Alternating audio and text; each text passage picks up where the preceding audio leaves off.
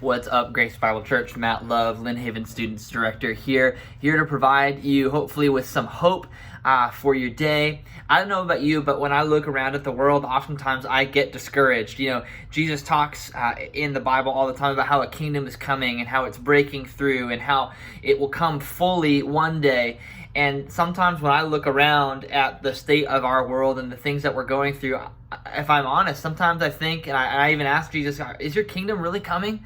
Because it seems like there's a whole lot more bad than there is good at certain times. And I was reading in the Bible today, Matthew 13, verses 24 and on. He says, he presented another parable to them. The kingdom of heaven may be compared to a man who sowed good seed in his field. But while people were sleeping, his enemy came, sowed weeds among the wheat, and left.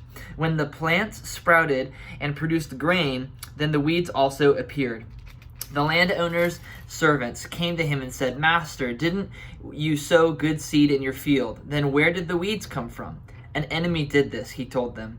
So do you want us to go and pull them up? The servants asked him. No, he said, when you pull up the weeds, you might as well uproot the wheat with them.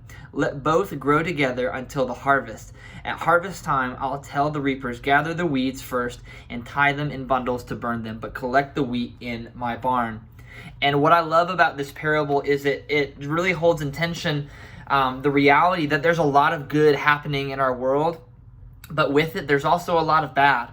And those things grow together. And Jesus doesn't promise us freedom from evil. He doesn't promise us freedom from bad. In fact, this parable shows that as the good wheat grows, so will the bad weeds with it. And there will be a time that we can put our hope in that eventually we won't have to deal with that anymore.